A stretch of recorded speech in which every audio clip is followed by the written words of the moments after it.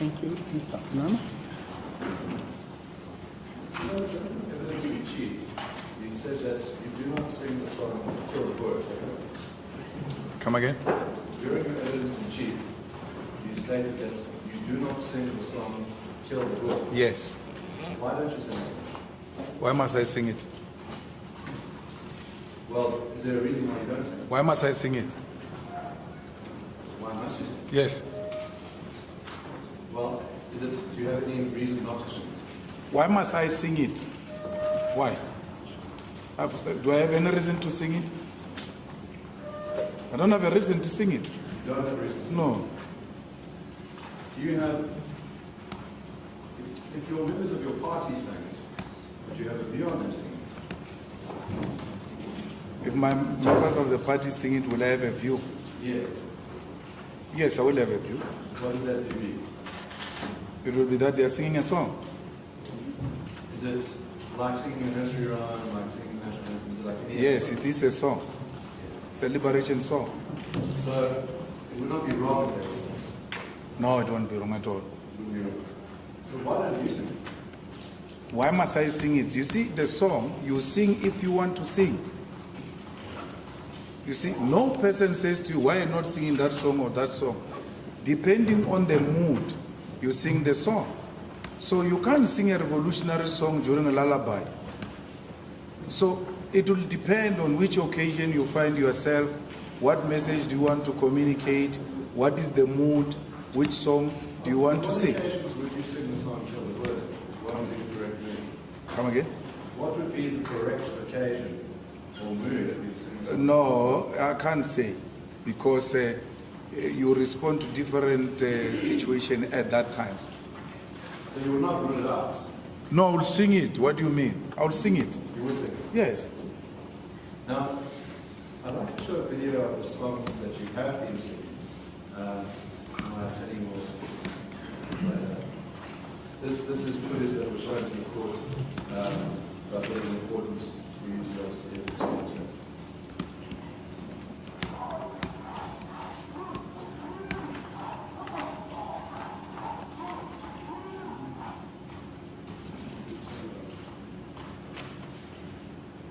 I just want to make sure that the sound plays the Yes, the sound doesn't Yeah, I change. can-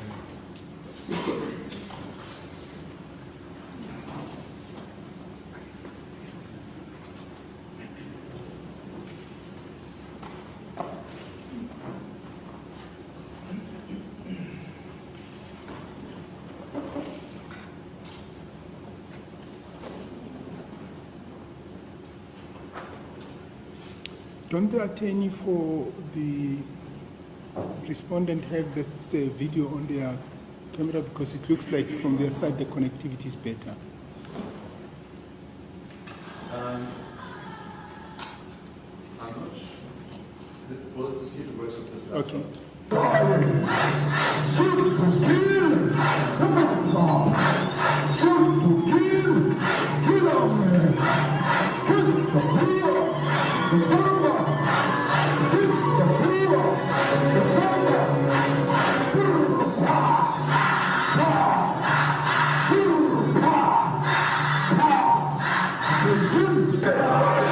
Shoot to kill, kill on me. Shoot to kill, come on, song. Kiss the poor, the farmer. Kiss the poor, the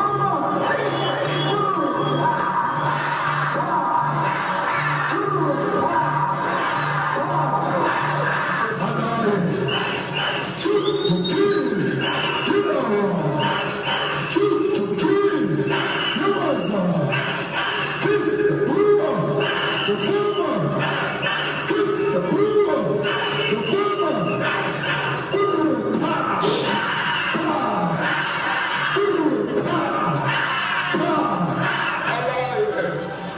Shoot to kill, kill on. Shoot to kill, come on, son. Kiss the poor, the farmer. Kiss the poor, the farmer.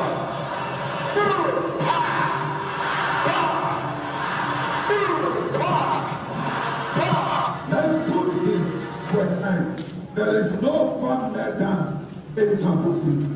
There are no white farmers being killed in South Africa.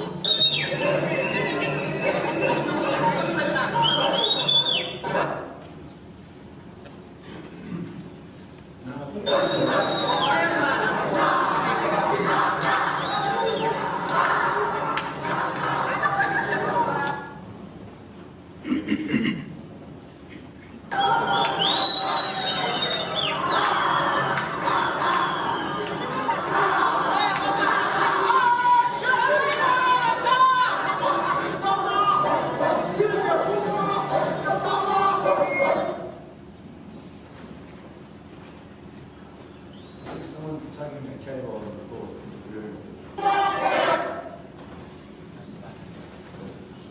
Just your lines. Yeah.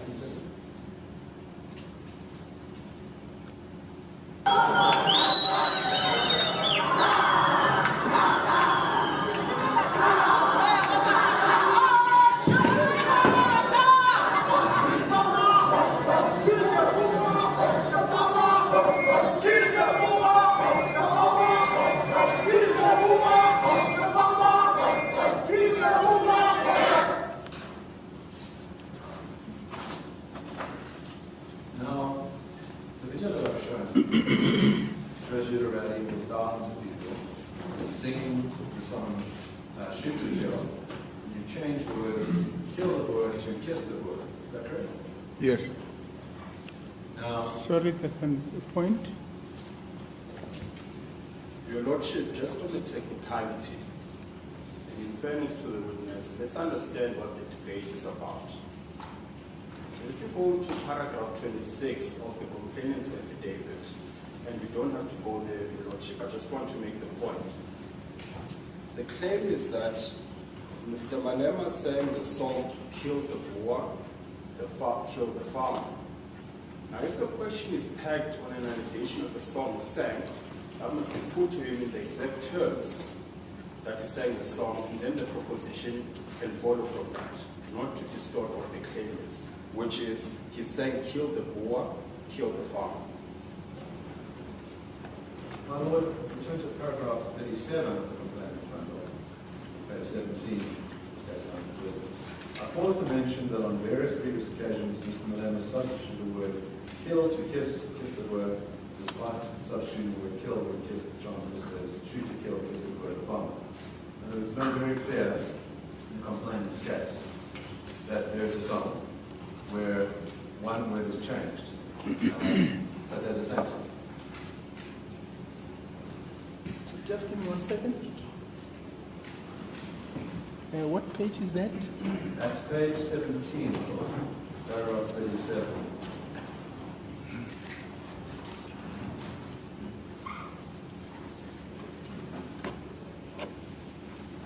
Right, I've got that paragraph. 37. Yes, go ahead. There, this is in the complaint's case, it says, I pause to mention that on various previous occasions, Mr. Malema substituted the word kill to kiss, he kissed the word. Despite substituting the word kill with kiss, the Chancellor says shoot to kill, kiss the word, bomb. In other words, the full context is put in the paper. Yes. The complaint's case is the same song with the substitution of one word, that's why I'm asking the question. Mr. Casidoto.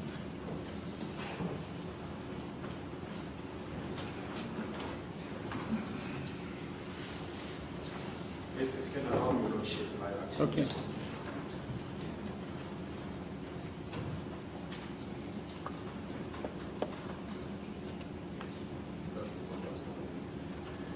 Your Lordship, we don't want to be difficult.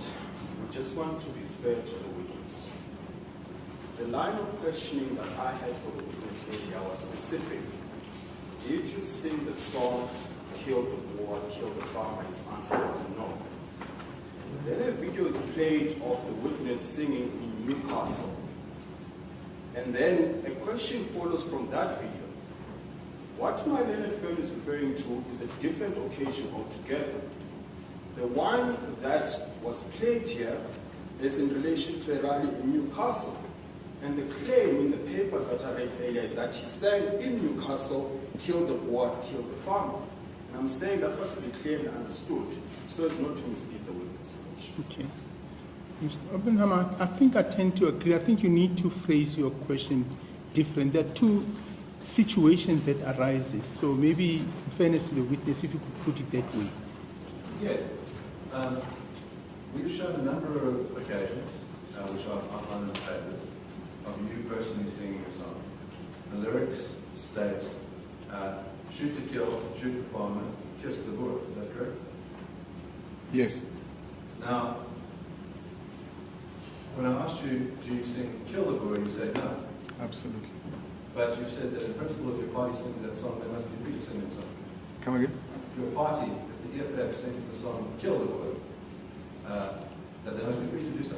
Yes. To struggle. Yes. Now, what is the difference between these two songs? Between, where, in other words, as far as I can tell, the only difference is that one word has changed. You've got two characters, from kill to kiss. And you sing the one version, and the party we showed to sing the other. The second occasion, when you're singing kiss, I imagine they're singing kiss with you. And you're not present when they're singing kill. But is there a difference? That is not a song. It's a chant.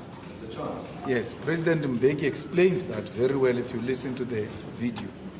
That the chants change from time to time and different chants get to be sang at different occasions, trying to describe the political situation at that particular point.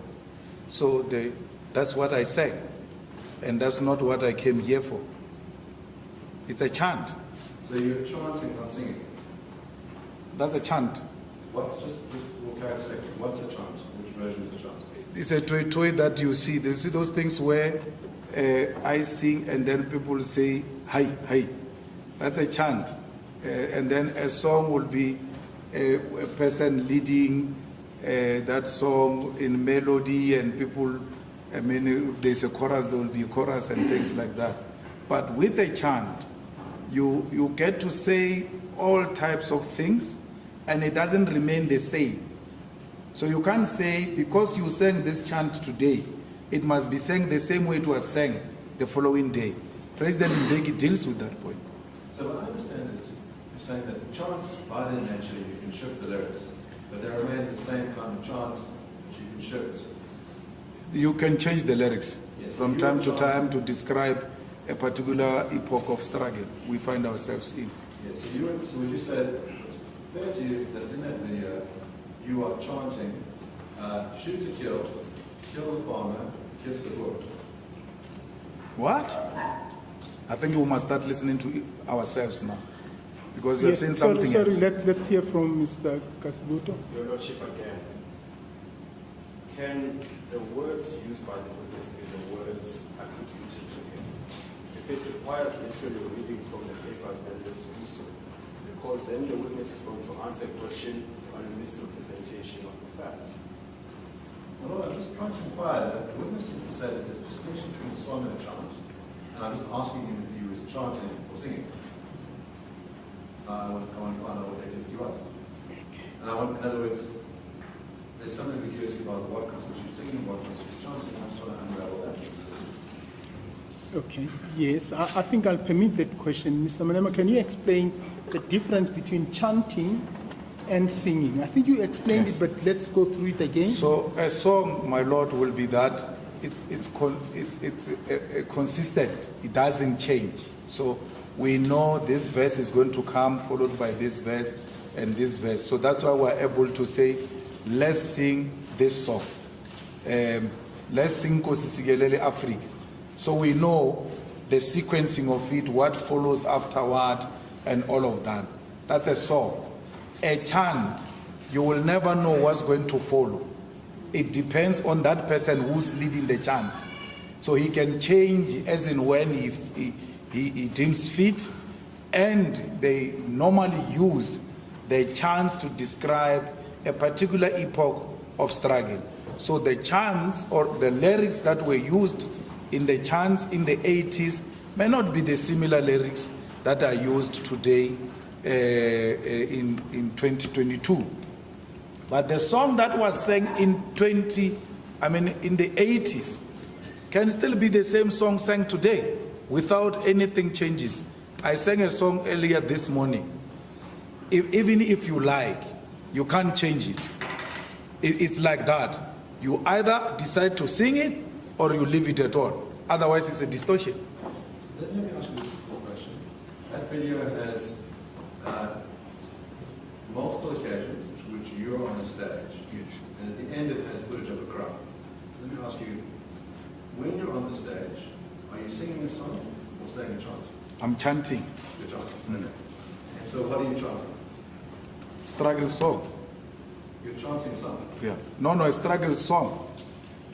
I see. So you're not singing the song, you're chanting the Yes. song. What is that struggle song? They don't have names. Okay, so it's unnamed. Yeah, you can't say Maria Carey, my love. They don't work like that. So then it's an unnamed chant. We call them, all of them, struggle songs. But amongst the struggle songs, you find chants. All right, so how would you identify that chant?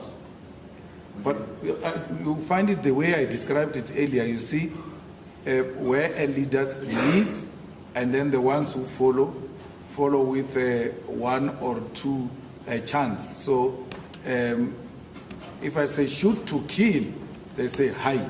Nyamaza, hi, hi. So what doesn't change is this chanting of those who back up the song. But I can change as in when I feel like.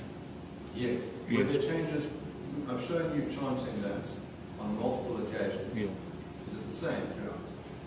No, they're not. What are the differences? No, you start from where you want. You didn't start, so before I even arrive there, my Lord, I sing a song first before I do the chanting.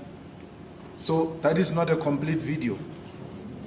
I sing a song normally, I can sing any different song, but normally I sing a song, Nomabayas to Hulasia, even if they shoot us, we are going. So I sing that song, and then at the end of that song, I start chanting. And the words that you are chanting, let's focus on that. What are those words? Come again? What are the words that you are chanting? You can't hear them. You want me to do it? Yes. Hulate, hey, Yamaza.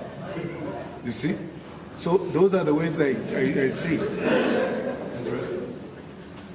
Are you embarrassed? No, I'm not embarrassed. I can't sing the words that I don't want to sing, because there are no words that are written that I must sing.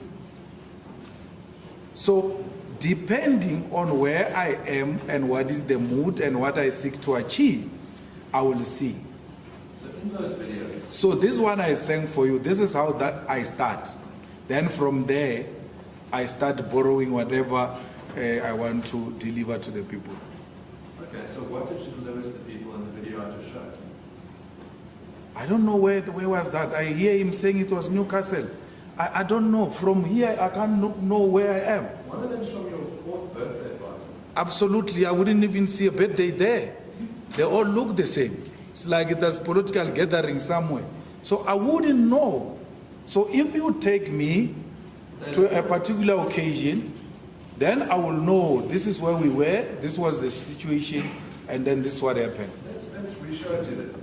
So Yeah. we can set the label. We'll pause at the end of each one. And we Sure. can discuss.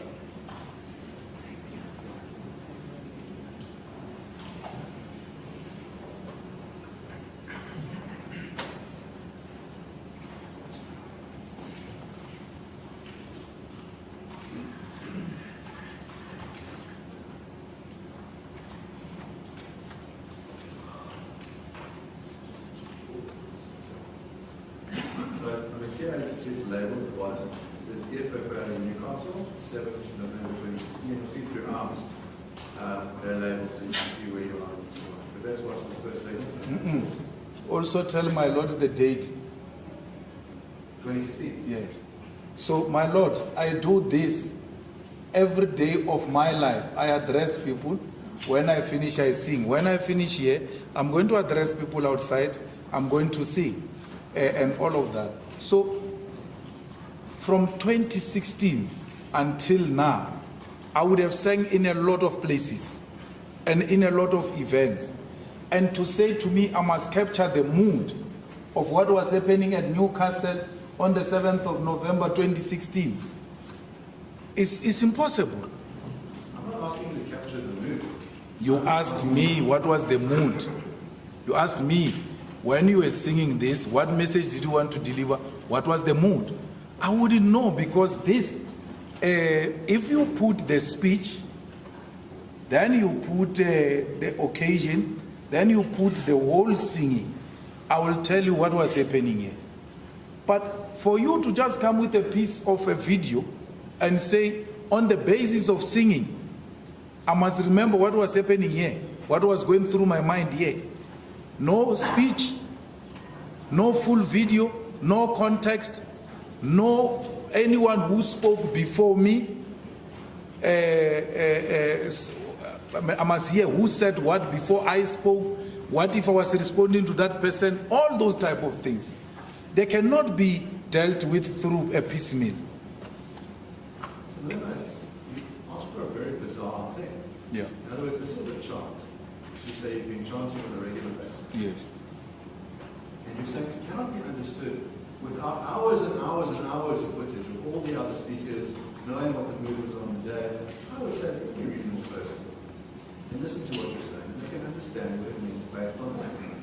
You don't need hours and hours of prior speeches of knowing what other songs were sung. The question is, what does this song mean to those that are listening to it?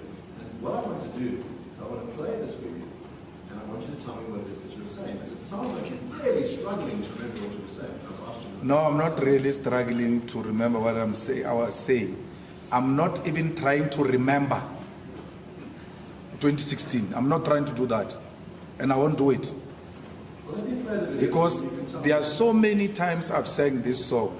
As to why particular at June 2016, way back there, there's no way I can help you with I'm that. not asking for your motivations for why you're singing the song.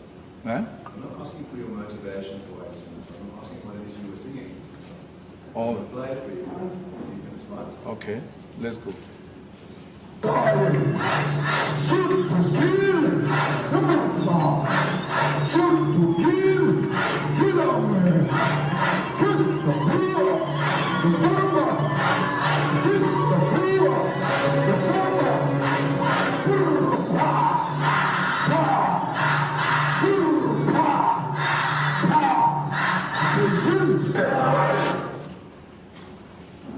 Now, I noticed that you weren't looking at the television, but you were listening. Yeah. What were you chanting? I was chanting a struggle song. The lyrics, please. You want me to repeat the lyrics? Yes. It's too long. Then you have to play, stop, and then I'll repeat it. We can do that. Yeah. We'll do it for this extract. So if you want to look at the screen, this is your 4th birthday party. And I'll Oh, when you say yours, you mean EFF? Yes, I assume you're all going for Okay. EFF's birthday party. Just at any juncture you can say pause, Yeah, sure. and then we'll pause.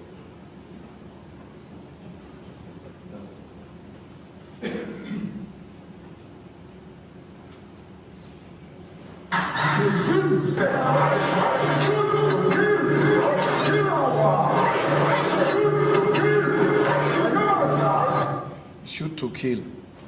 It's self-explanatory. Shoot to kill. All right. Yes, shoot to kill. Kill a man. Shoot to kill. Kill. Shoot to kill Nyamazan. So Nyamazan is an animal. So shoot to kill a man. Shoot to kill Nyamazan. It doesn't mean shoot the animal. You, the shooter, you are an animal. Part of our MK guerrillas were called Nyamazan. It was their combat name. So when we say shoot to kill Nyamazan, we are commanding Nyamazan to shoot and kill. So it is a command to shoot and kill. Yes. Let's continue playing.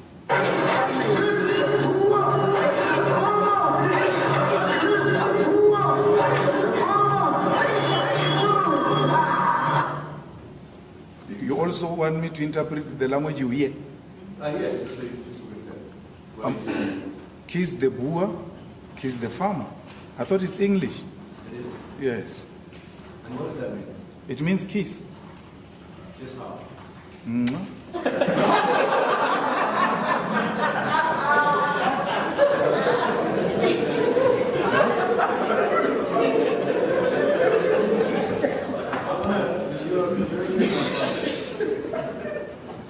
Now you said that the first verse that we did are an instruction to kill. The second lyric is an instruction to kiss on the lips. Is that correct? Yes. Now, why? Not, I didn't say the lips, you see. And my Lord is here. I said, I didn't say the lips. So it can be on the forehead with the lips. Yes. Now, why those two things together? Which ones? Why a command to kill and then a command to kiss? It's a chant, you can put anything, it's a concoction of anything. So there are even other chants where words are not even used. So there's a chant, my Lord, when you want to put a new song, so you're singing and you are introducing a new song, you put a chant just, oh, Dio, Dio, Dio, Mama, Dio. If someone was said to me, interpret that, I can't, because you just put that chant in between to prepare those who are singing with you that you are now bringing a new song. So you throw words as you want. So it's random. It's random at that, but at all times, the leadership has got a message to deliver with that. What's that message? Which one? You said at all times the leadership has a message to deliver. Yes. What is the message? On which part? On this. You said, in other words, in the chant, I'm assuming there's a message to the chant in its entirety. No, I'm saying on the shoot to kill or what? On the shoot to kill, kiss the word, what is the message? No, the message in the chant is very clear. Shoot to kill, kill. Nyamazan means shoot to kill the enemy forces who are standing in between us and our freedom. It was very clear that. And then the kiss is exactly that. It means kiss the Boer, kiss the farmer. Because I know when I say that, you are going to take offense. You know why? Because you don't want a black person kissing a white person. It's an immoral act, according to the immoral act of during apartheid. Even to embrace love and kissing of black people to white people, it's a criminal offense. Because we must not be seen to even suggest that it's possible for a black person to kiss a white person. If I want to kill, if I want to sing my Lord, kill the Boer, kill the farmer, I will sing it. I said to you, I don't sing it. It doesn't mean I will not sing it. I can sing it. Anyone who sings it will be well justified to sing it. It's a struggle song. And our struggle was not hate. It was a struggle for freedom. So don't confuse me to be saying, because I don't want, I'm singing kiss, it means I've replaced kill with kiss. No. I know that the racist will still be offended by a call to kiss. Do you have any other chants where you call for interracial relationships? I think that's the most profound one, a kiss. So that's the only one. Remember, the chants also have to feed in the sequencing of this singing arrangement. So I can't be singing a chant on I miss you. It must feed. So the shorter you keep it, the better, so that it can be in sync with the chanting. It seems that there are two ways to interpret what you're doing. Yeah. The one is that there was a chant which said, shoot to kill, kill the Boer, and then you've changed that to say, kiss the Boer. And your explanation for that is that what you were calling for is interracial love.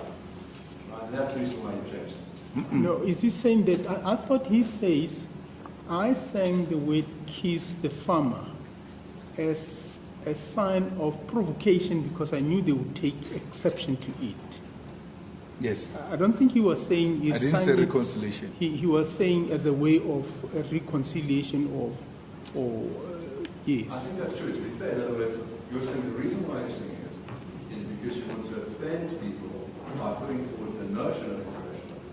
No, I want to offend the racist who had declared that a black person kissing a white person is immoral,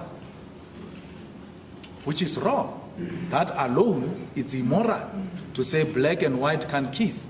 So I know when I sing this song, the racist white supremacist will still be offended.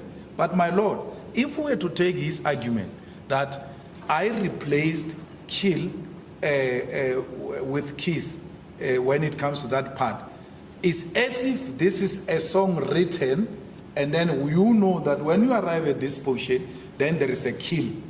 And then now we're no longer finding kill in that portion, we find kiss. It's not correct. Because in the chant, my Lord, you can just start with kill the Boer, kill the farmer, without chanting shoot to kill a man. It's not a sequencing. You can start either way. You can say, Amandla, awetu, Amandla, awetu. Kill the Boer, the farmer. Kill the Boer, the farmer, immediately. So it's not like you have to follow certain things. Then now when he arrived there, he realized and then he changed. No, I would have changed the flow of the song if it was flowing like that. The chants don't flow like that. You can use it anywhere if you want, or you choose not to use it at all. It all depends on what you want to chant. It's a democratic free country. So what would you meant if you chanted shoot to kill the Boer? What would be meant by that chant? No, it would have meant the same thing. It's a struggle song. Shoot at the system of oppression that has oppressed our people for a very long time. And you testified earlier that Boer means farmer. Yes. So would it be kill the farmer? No. In a literal meaning, that's your interpretation. In our understanding, because we are not barbaric, we know that farmer gets to be used as a phase of land dispossession and the system that has rejected us and stolen property from us. That's what we mean by the farm. So, but you're not singing about a system, you've personalized it. In other words, your complaint is that there's a system which you don't like, but you've now personalized it to a particular group of people being farmers. The lyrics of the song say, kill the farmer. No, we've given it a face, Shem. Yes, you've given it a face. Yes. And the Not target- personalized it, we gave it a face. Yes. Every oppression, every system has got a face. So when you talk about a democratic South Africa, you have a face of Nelson Mandela. When you talk about an oppressive system that has stolen property from us, you'll have Jan van Riebeeck, you'll have the farmer as the face of that oppressive system that has stolen from us. You have to give it a meaning. People should be able to relate to it. But they understand that we're not referring to any group of persons in that context. How do you know that they understand that? They would have done it by now. They have. No, they've not. Now you deny your speech. Just give me one moment.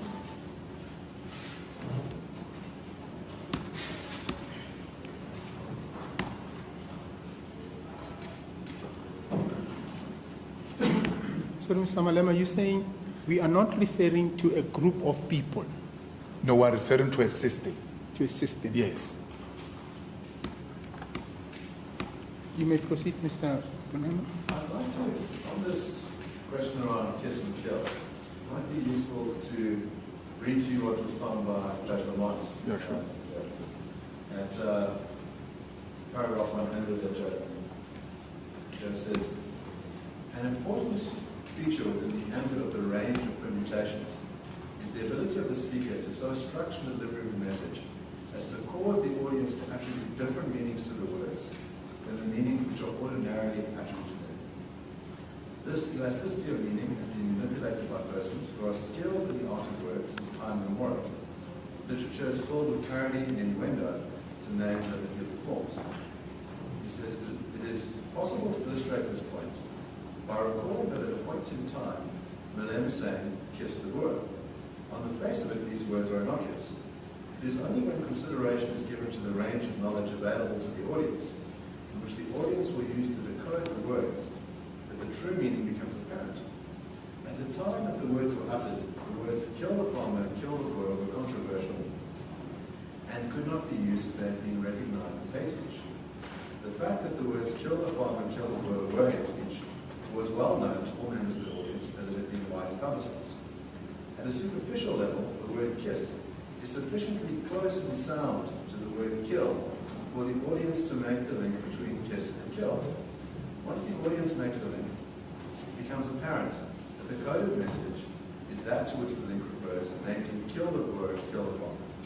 There can be little doubt that it was no coincidence that the speaker used the word "kiss" when he encoded the message he wished the audience to receive. The elasticity of the meaning to be attached to "kiss" is that it means kill. Hence the word actually used, the word demonstrating love and affection, is in fact a word which is intended by that used to produce the image of the exact opposite. That judgment Sorry, is no longer there's, existing. yes, Mr. Kasiboto. Your Lordship will recall earlier that when I intended to play the video, your first response, immediate response to me is, are you going to that judgment? Because our agreement was the question of the relevance, if any, of your brother's judgment in this case is the subject of legal argument. Now, my suggestion is this, Your Lordship, it would be unfair to put the proposition as authority, your brother's judgment, when in fact we've been resolved on its relevance, if any at all. And I thought we'd agree that we reserve that for legal argument in due course. Well, I think it's perfectly fair to put the witness a view on what is meant by kiss. Judge Lamont has expressed to you his judgment. Now, what we discussed earlier was that that order doesn't operate because there's an agreement which supersedes the order, binding the content of the judgment on that argument. But I think Mr. Miller should be entitled to... Well, I would still want to hear what's the, because there's a difference between the order and the reasoning for the order. I'm not sure whether, and I said to both of you, I think in chambers, that this is a matter that may require in-depth debate as to what's the status of Judge Lamont's reasoning and the status of his order, and also the agreement which was concluded, which was subsequently made an order of court. All those things, I think, are going to require a debate. But however, Mr. Kasiboto, the question that's been put to the witness, I think it would be fair to also hear from the witness, just that that paragraph is so long. I'm not sure it's fair to then expect the witness to recall everything else that's been said there. Maybe if you could summarize it and present to him what the essence of that paragraph is, and then he can respond. But beyond that, I don't think it would be fair to then engage him on the legal status of that judgment. Yes. No. Sorry, let me hear Mr. Yes, Mr. The difficulty is this, Your Lordship, and of course subject to ruling. The difficulty with that line is that firstly, it's referred to as a judge. Now there's authority attached to the suggestion of the proposition. And once you use the connotation of the judge's opinion, that obviously plays in the mind of the witness as to the degree of authority of that opinion. If we reserve the question of what that judgment is and whether it has relevance here or not, then it can't be fair to pose the question as an opinion of the judge. We must first establish whose opinion is it and under what capacity, so that the client is not, or rather the witness, is not misled in terms of a suggestion that comes from authority. No, but I thought the question that's put, Mr. Kasiboto, is the decision was made, reasoning was made. Maybe it should be formulated along the line that says, Judge Lamont, in his judgment, reasoned. What's your comment on that reasoning to avoid that issue that you are raising now? Would that not cater for your concern? I don't mean to be difficult, Your Lordship. My point is this. Once you introduce that as part of the process here, then we're predetermining what the outcome will be once we have this debate around whether his reasoning is even relevant and whether it can be relied on. Because what now... We are now sitting at a higher level. Yes. Yeah, so I think that's a concern that's been raised, and maybe put it as a proposition and then it would solve the problem. Yes. We put the proposition to you quite crisply. The proposition is simple. That the term kiss is coded language for kill. That in the context of the song and the audience's knowledge of the song, that the term kiss doesn't mean to express love. It is code for kill. And that is a reasonable way of interpreting the word in the full context of verse and the chant. No, the kill can be confused with kiss. That's number one. Number two, we said here that we use the kiss not to spread love in this context, but to provoke the white supremacists who had declared that it is immoral for a black person to kiss a white person. And when we say kiss, we know that the racist will become red because they will never appreciate that there's a call for black people to kiss white people. I believe you're getting it. There don't appear to be any other instances where you have taken this line as a chance that black people should kiss white people in order to offend white supremacists. This strikes me as an after-the-fact explanation to try and cover coded language for the apparent everyone else. Which other place have I been asked to explain it the way I'm being asked to explain it here? I asked you earlier, I said, are there any other instances of songs or chants where you call on people to engage in interracial love? Are there any? I'm not calling for interracial love. Why do you keep on insisting that I'm calling for interracial love? Interracial sex? No, I'm not. I'm provoking the white supremacists who will take offense on black people kissing white people, because that was declared an immoral act, my Lord.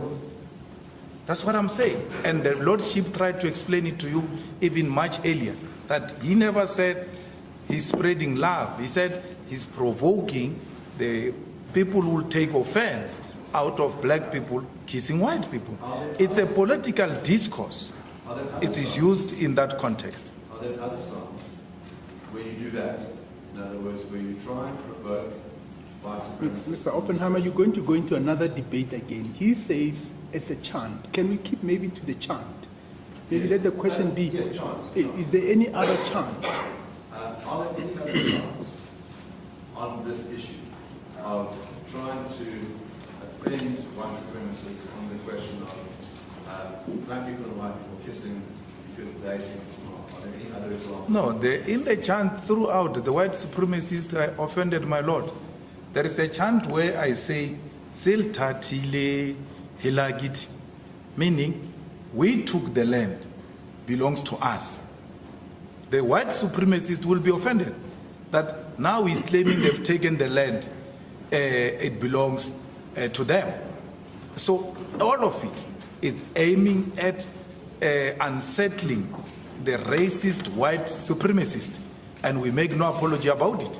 From when it starts to the end, the chart is directed at the system of segregation and oppression and its beneficiaries, and there's no apology about that. When was the Immorality Act ended, or made no longer a law?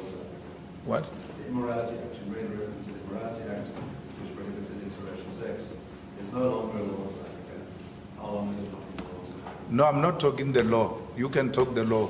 Immorality Act meaning it's an immoral action by us. If it was reduced into law, yes, that is the law which you and your learned friend can deal with that. It's not my business to look at which law was scrapped when. But it was an immoral act declared by the apartheid system for a black person to kiss a white person.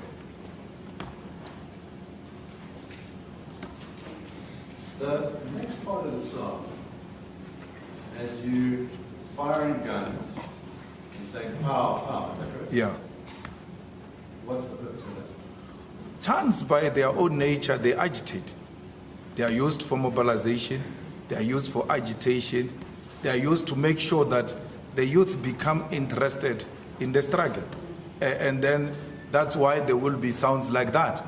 But to show that there's nothing literal, even the shooting of the gun is not the real gun.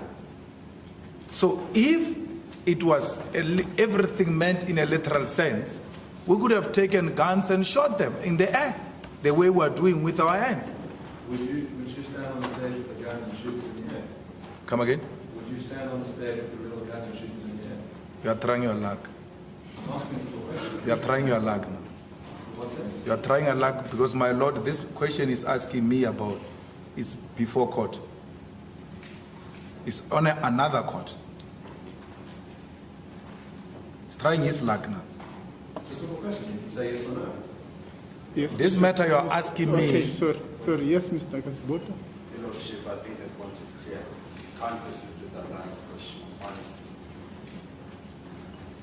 Well, the witnesses said that they find guns with their fingers and don't use real guns. I'm asking a simple question, which is whether he would use a real gun on the stage. Answer yes or no. But to what extent would his answer seem to be there is another case related to the shooting of a gun? To what extent does the answer he gives prejudices or may prejudice whatever is happening in the other case? Does he want to say that he doesn't want to incriminate himself? That might be. Yes, Mr. Kasibota. Your Lordship, whatever form of an answer he gives is prejudice, regardless of what the response is. The matter is live before court. We're talking self-incrimination, fundamental constitutional rights here. The answer is clear. I will not answer the question before another court. However, it raises the question, if it relates to the merits of that, or has an implication to it, it can't be required to answer the question. You see, sorry, I beg your pardon, Mr. Benhammer. My concern is sitting here, and this is a matter that may require a serious interrogation, because the essence of the answer he's given is, I'm not going to answer that question because that issue is before another court. Sitting in this court, being a different court to the ordinary courts, what crosses my mind is, how do I interrogate that issue? And to what extent could the court be blamed for if it permits the question to go through and the answer be given? Because we don't know what answer he's going to give. And the consequence thereof result in the complication of prejudice.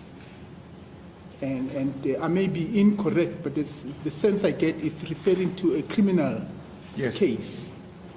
Well, you see also there we now confronted with a situation where this court doesn't apply the same standard as the standard that would be used in that court. That court uses a very high standard. And this court uses ordinarily a much relaxed standard. In fact, much relaxed than even the ordinary civil court. Aren't we running into the risk of compromising certain constitutional rights? Well, the witness himself, they said, we don't use real guns on stage because we are engaged in the realm of metaphor. Now, I asked them a simple question, which is, would you use a real gun on stage? Now, at this juncture, you can say there are court proceedings on that very issue. On that basis, I want to answer. That's what he has said. I thought maybe he didn't put it in those, that's my interpretation of what he said, but maybe let's just get him to put it properly on the record and permit me to put the question to the witness. Mr. Malema, you've been asked the question as to whether you would use the gun if you're on a stage. Now, you've suggested that the answer is obvious because there's a going case. Are you suggesting by that you wouldn't want to answer the question, or you're giving an answer that may require somebody to interpret? The criminal case is before the East London Magistrate Court, and his clients are involved in that matter, where they are alleging that I shot a firearm on the stage in an open space where there was public. Whatever answer I give here, it will have implications on that matter. And he's asking it knowing that there is such a matter before the court. Okay, So yes. I will not be answering the Okay, thank you question. very much. So that, I'm satisfied with that. okay, thank you, Mr. Oppenheimer. Now, we spoke earlier about you embracing the Constitution, is that correct? Yes, You embraced the Human Rights Commission as a chapter 9 institution. absolutely. Now, the Human Rights Commission was tasked with this question to determine whether the song "Kill the Boer, Kill the Farmer" amounts to hate speech. And I'd like to read you what their finding is and some of their reasons. The final determination was the slogan "Kill the Farmer, Kill the Boer" as chanted at the ANC rally in Kimberley and at the funeral of Peter McCarthy in Polokwane is hate speech as defined in terms of section 16(2)(c) of the Constitution. And that tribunal held the slogan under considerations of Hill was chanted at high-profile functions organized by the African National Congress, the ruling party in this country. These events and the chanting of the slogans were widely publicized. There can be no doubt that the slogan, given its content, its history, and the context in which it was chanted, would harm the sense of well-being, contribute directly to a feeling of marginalization, and adversely affect the dignity of Afrikaners. The slogan says to them that they are still the enemy of the majority of the people of this country. It contributes to alienation of the target community and conveys a particularly divisive message to the majority of the community that the target community is less deserving of respect and dignity. This generalized slogan is directed against an entire community of people. Words convey meanings and do cause hurt and injury. There is a real likelihood that the slogan causes harm. What is your view on the finding of the Human Rights Commission? Yeah, you read long things. Sorry, I beg your pardon. So very clear, my lord. The first problem is that that is one of many other findings of the very same institution on the same subject matter. What is put to the witness is one version, not the second version, which found the exact opposite of what is being suggested. Prejudice one. Hold on a second, just answer the question. Sorry. Implications that there's a second version. This is the appeal tribunal. This is the higher authority. The implications being drawn is that I could misled the witness by reading something that is not a rule. It's not the case. Mr. Kasibuta? I insist, Your Lordship, there are two decisions coming from this process which vary, and one version is given to the client, to the witness. That's the first prejudice. The second is this. It's being asked as a lay witness to interpret the law. It's being asked to interrogate. Firstly, he does not have the benefit of reading what he's referring to. He does not know the merits and the demerits of what he's referring to. And then he's asking him to make a legal analysis on the basis of the document it's in read or consulted on. The third prejudice is that is precisely why we're here. He's being asked to give an opinion of what this court should find. That's the essence of the question, and that can't be permissible. Well, before I give Mr. Oppenheimer an opportunity to respond, but on the first question, Yes. he's read to him the decision of the appellate, of the appeal. Yes. Why can't you address the shortcoming in that question in reply? Because I would assume that in your reply, you could say, was this the only finding related to the Human Rights Commission? And that can be clarified at that point. Yes. So that doesn't seem to me to sustain. But I would want to get the comment by Mr. Oppenheimer on the second point of it seems to come back to the issue of an opinion. No, Neil said prejudice, it doesn't, because that was finalized, as I understand. Yes. I'm not asking the witness for his legal expertise. I'm asking him to respond to the finding of that Human Rights Commission Appeal Tribunal. They've made a finding on this question, on the slogan, "Kill the Boer, Kill the Farmer," which is, of course, an issue in this matter. You can respond to that if you like. It Yes. doesn't usurp the power of this court to make determinations about this present matter. I don't seem to see any problem with that, Mr. Kasibota, because all what the witness has been asked your comment. And you can comment and say, look, this is what the Human Rights Commission found. I agree with them, or I don't agree. That really, for me, it's something that the witness can actually be able to deal with. As to how whatever his answers brings out, it's a matter that you can then debate at the end of this hearing.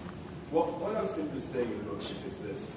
The prejudice to the witness is that, one, he has no access to what is being referred to. He can't interrogate the merits and the demerits. The second issue is he's being asked to comment about the subject matter before Your Lordship. That is the very question before this court. And you're asking a lay witness who's here to give factual version of his account to comment on, in essence, how this court should find. If Your Lordship is satisfied that the question is permissible, well then that's fine. That's just the prejudice I'm raising. But look, I'm in the interest of progress, I'm going to permit the question, and I think both of you can note as a matter to be debated at the end of this hearing. But Mr. Oppenheimer, let me also caution that the way you formulate the question, appreciate that this is a lay litigant, yes. And so we shouldn't actually expect him to express legal opinion on even though those may be matters that are factual from his understanding of the incidences and what has occurred. Yes. No, I'm not asking for a legal opinion. It's just given that we've had quite a long discussion between, it might be fair to witness who gets to state again. Yes. And maybe I'll do it, I might break it up as well. Yes. Okay, so I'll start with the determination. Determination of the tribunal was the slogan, kill the farmer, kill the Boer, as chanted at the ANC youth rally in Kimberley, and at the funeral of Peter McCarthy at Bottomline, is hate speech as defined in section 16(2)(c) of the Constitution. Let's start there. What is your view on that determination by the body? I disagree. Our struggle was never a hate. Our struggle was a struggle for a just cause, and it still is to date. Then in the reasoning it states, the slogan under considerations appeal was chanted at high-profile functions organized by the African National Congress, the ruling party in this country. These events and the chanting of these slogans were widely publicized. There can be no doubt that the slogan, given its content, its history, and the context which was chanted, would harm the sense of well-being, contribute directly to the feeling of marginalization, and adversely affect the dignity of the commons. Let's start there. The reasoning of the tribunal is that the singing of this song targets a group, identifiable farmers, and it says, you are worth death, you are worthy of being killed, that it creates a sense of marginalization. What is your response to that? It's incorrect because I've explained to you that we're not targeting any individuals. Ours is a struggle against a system of oppression that has robbed us of our land and our economy, and that's what we're engaged in. Do you think that those farmers are a part of that system of oppression? They are the beneficiaries of the system. Are they responsible? Should they be held accountable, those farmers? Well, when the system collapses, they will all appreciate that we are all equal, and therefore there's no one who's superior to the other. And that's how they will take accountability. Are they equal now? They are not. They've got more, and we have less. Do you understand there's different kinds of equality? Equality in terms of material assets, and then there's equality in terms of inherent worth and inherent dignity. Inherent worth and inherent dignity, equality before the law. Yeah. Do you think farmers have inherent worth, inherent dignity, and should be treated equally before the law? They are treated equally before the law. And they are equals, they are moral equals. They are equal to all of us, but the difference, my Lord, is that economically, they are at an advanced stage, and they were privileged for them to be there. That's an inequality I'm talking about. Remember when we started in the morning, I know it's in the afternoon, we said political freedom has been ushered in. What is incomplete now is an economic freedom. There's still an economic apartheid that must be dismantled for the benefit of all. And if I understand your evidence as well, the dismantling, that's those that have more, that must be taken from them, it must be given to those that have less, so that you have equality of items, is that correct? We must share. Yes. Yes. And then in other words, if there is a wealthy black farmer, he must give to the poor black farmer. I'm happy you mentioned it because when we say farmer, we don't say white farmer or black farmer. We say farmers who have become the face of land dispossession in this country. So there is no black farmer or white farmer who's going to lose a farm. All we are saying is that those who have, they will continue to have their own, and this abundant land that people just go around bragging to boost their egos and not using it for any productivity will then be given for those who don't have. And in that sense, we are now equal. Now, the finding of the tribunal is that the song contributes to the marginalization of the community. It makes them feel less worthy because they are being isolated and targeted. What's your response to that? Their economic standing in society will never make them feel less worth. That's what actually makes them to behave as supremacists. They do so because their standing in society economically has put them ahead of other races. And therefore, there's nothing that can make them feel worthless. With such material position in their position, there's no way they can feel less worth. Huh? You said it makes them ahead of other races. Is that correct? It makes them ahead of other races. Other race? Yes.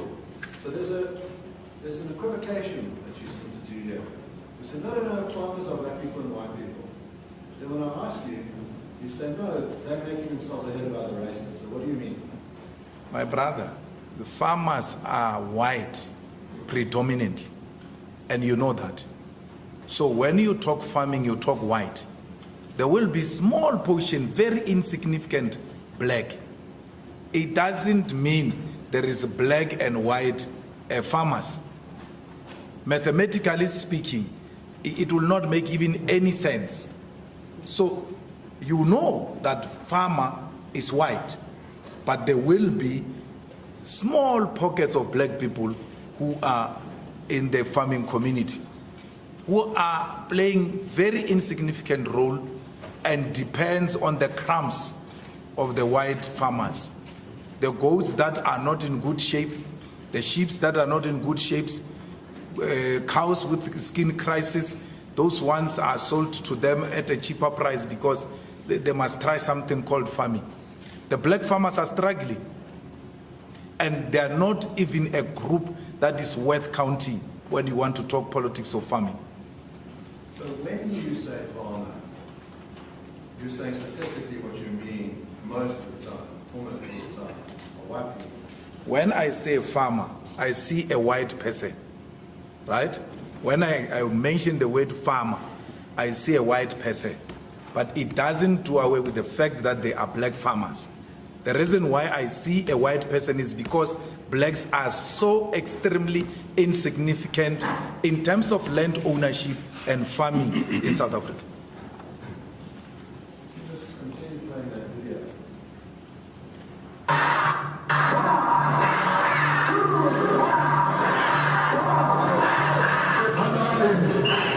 Shoot to kill, shoot to kill, kiss the poor, the farmer, kiss the poor, the farmer,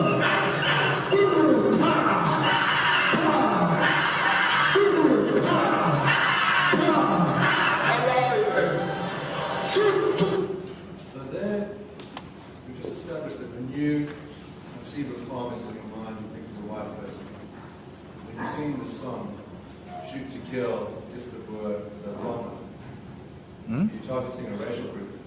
You see, you're putting the kiss and the kill. I told you that the kiss is aiming at offending white supremacists because they will never derive any comfort on any leader calling for black people to kiss white people because they don't want that.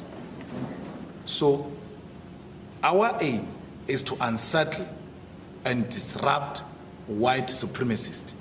And we make no apology when we speak about that. So when you are making hand gestures, power with the gun, right?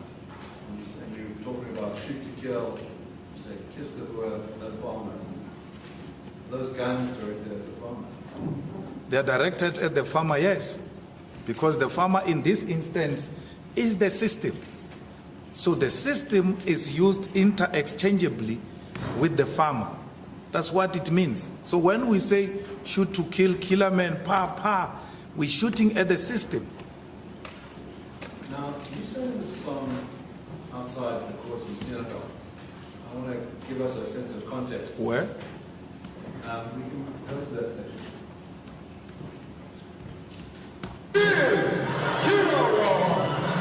Shoot to kill, kiss the poor, the farmer. Is this a Seneca? This is not Seneca.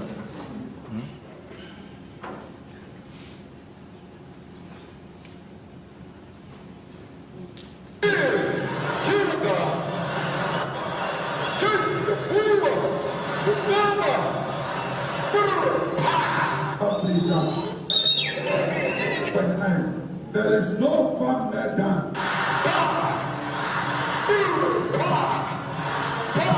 Let's put this to an end. There is no partner dance in South Africa. There are no white farmers being killed in South Africa.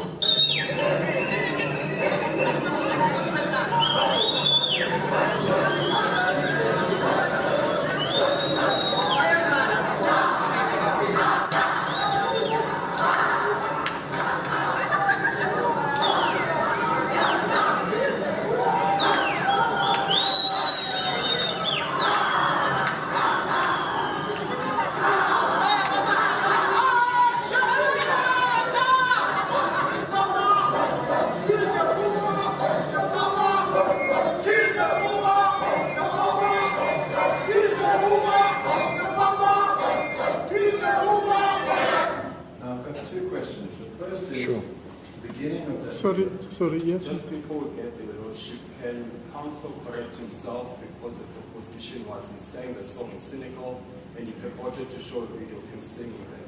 So if this line of questioning is going to move from that false premise, it would need to be corrected first. Yes, no, I intend to correct that. I think it's fair to say that when I say you, I mean the EFF, not Mr. Mandela. No, this is not like that. So that video starts with an extract from a speech that you gave in Senegal. Is that correct? Which one?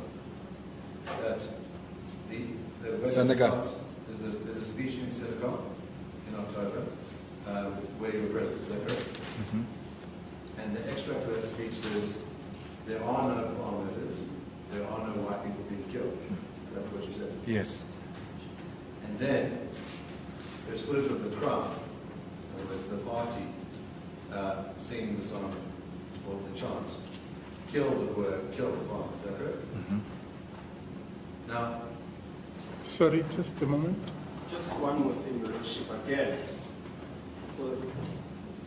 in fairness to the witness, the proposition is put must be factual, because the answer will move from an assumption that the proposition is correct.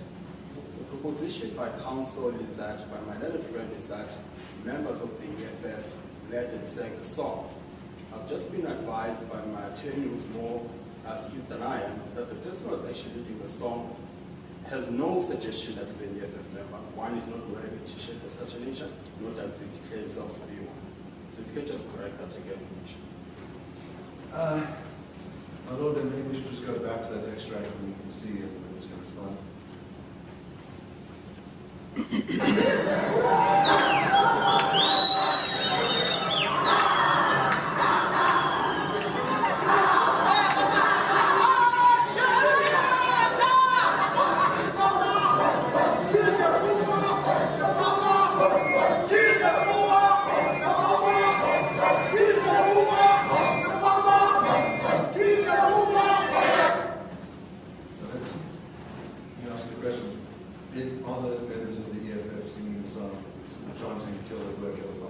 I wouldn't know, my lord. For you to be a member of the EFF, you have to pay 10 rand, get a card, and that card gives you a status of a member. So there is no display of cards. There's no, the person in the main doesn't wear the EFF regalia. So membership is not a t-shirt. Membership is a card. Then will you condemn those people that were singing that song? No, I won't. You won't? No, I won't. You see, in Senegal, my brother, is that it's a community, those people you see there. It's a community protesting against white supremacists. They are agitated. They are angry at what the white supremacists have done in that court, where they broke into police station, chased the police away, broke into the court, fired guns right on the face of two females who were managing the door at the court. And the people respond in a manner they did to show their displeasure at what happened. They never killed any Boer. They were singing to show that they are angry. Do not take away the right of our people to show the white supremacists that they no longer have a place here in South Africa. So for me to condemn them will be to promote the white supremacists. So I'm not going to do that. Why do you play this funny game? So those guys wearing EFF t-shirts, I can't see their cards. I don't know if they're EFF members, but of course I'm not going to condemn them. Why play that game? No, I'm not playing any game. Two things that you must get right. One, are those EFF members? I'm answering the question on membership. And I clarified to you what is a member of the EFF. For you to be a member, you must pay 10 rand. That 10 rand must be deposited and must have a card of the EFF. That's number one. Therefore, I said to my Lord, I can't say to my Lord, these are EFF members, without me confirming that they are members. Therefore, I can't with confidence say these are members of EFF. That's number one. Number two, I said to you, this is a community. So it's a concoction of everything. I was in Senegal. We had white African right-wingers there.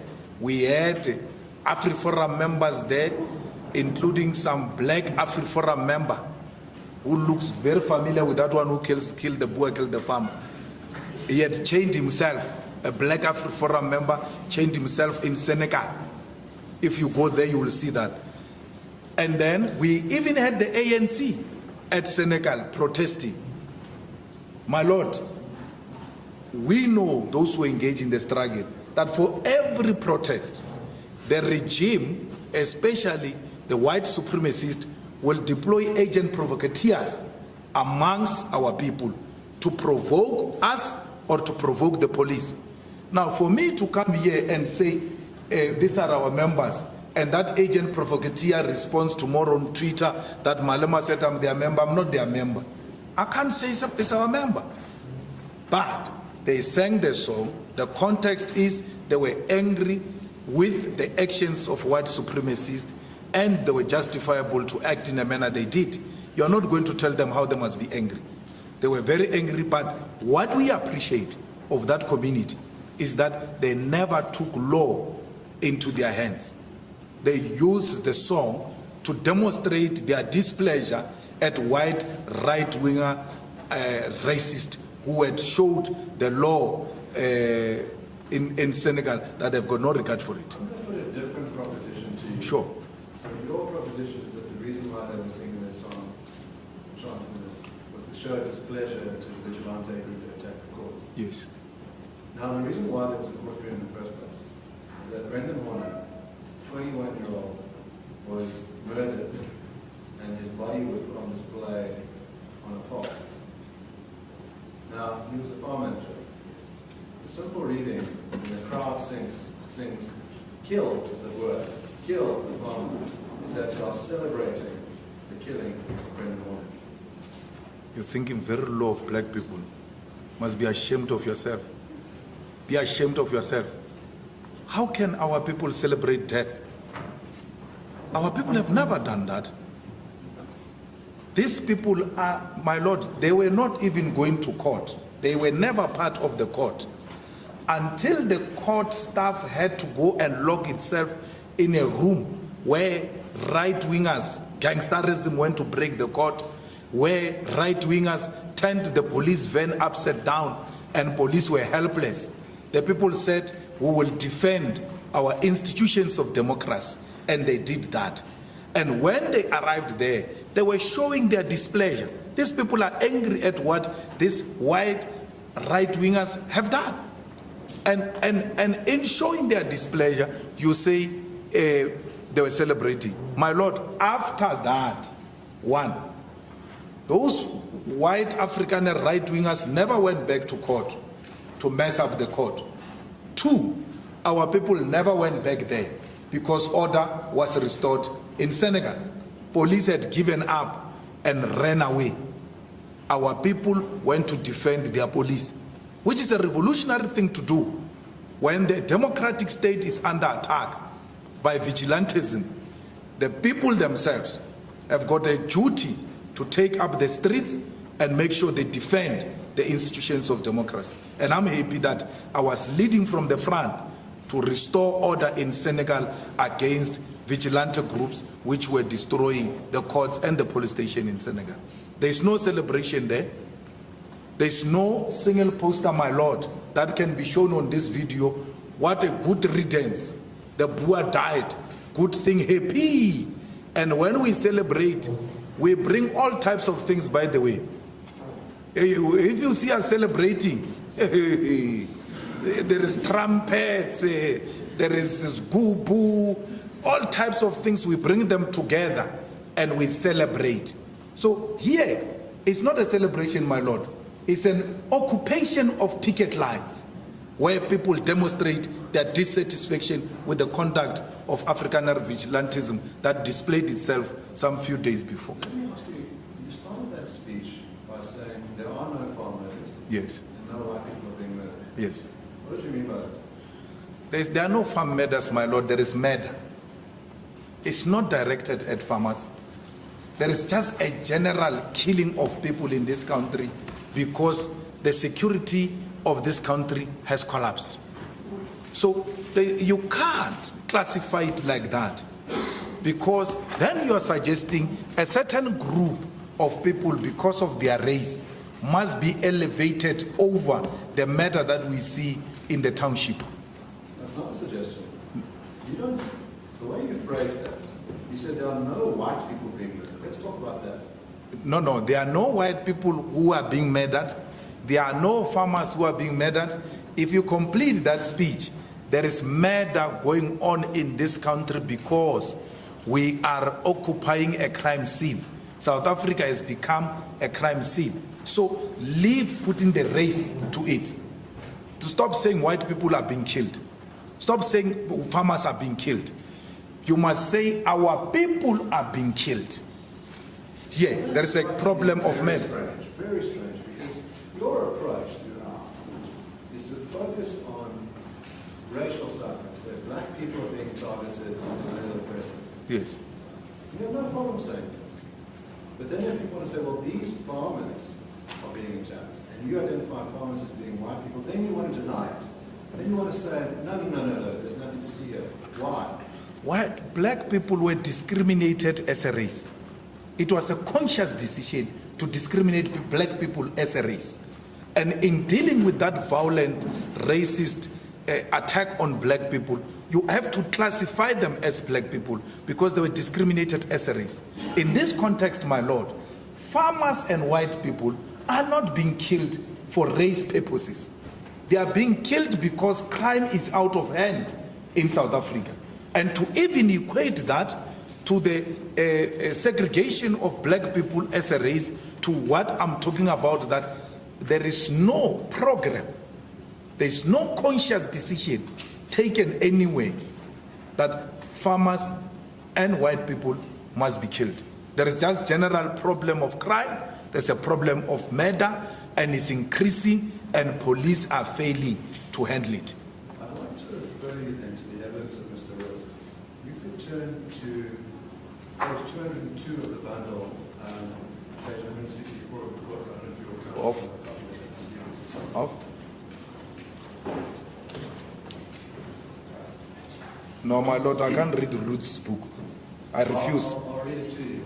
Yeah, but I don't want that. I'm not going to be used, my Lord, to promote Ruth's book. Ruth came here to promote his book. And Okay, it took, okay, Mr. Malema, I think let's do it this way. Let Mr. Oppenheimer read to you what he says and you can then respond. Yes, I'm giving you the opportunity to have the book in front of you. If I don't want it. Then I'll read it to you if you're not being prejudiced. Okay. So what page are you at? Page 164 of the book. The heading there is murdering farmers. There have also been many cases where white farmers in particular were murdered and where their attackers openly acknowledged that they had committed murder because that had been their intention. Other than that, many cases of farm attacks during which the attackers chanted political slogans or made racist or political statements towards their victims and reported. In April 2010, Leon Kookaboy, age of 39, was attacked on this farm near Cullinan in Gauteng. The attackers screamed the words, "Die, white man, die," Viva Malema, as they were attacking Kookaboy. In June 2014, Knowledge Paulus Blasi, 28, admitted to murdering 5 white farmers in 3 months between March and June 2014. Quotes, "My hate for white people made me do it," he said. He described his conduct as, quotes, "going to work," and boasted in court about the fact that he had 6 murders under his belt.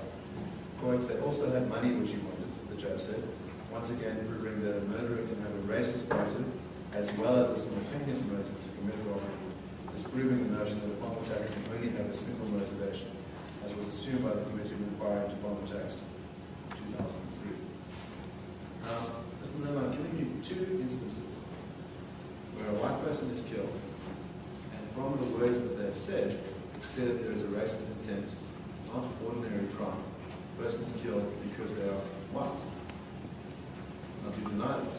well, your court, Sorry. Yes, Mr. Kasibu.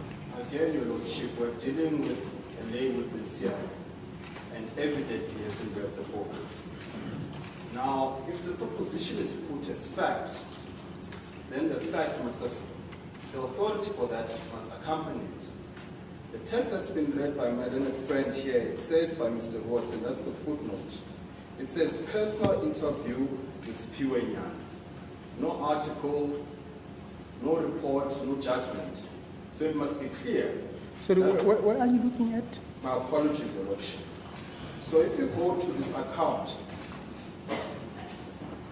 Page 164. page 164, footnote 46.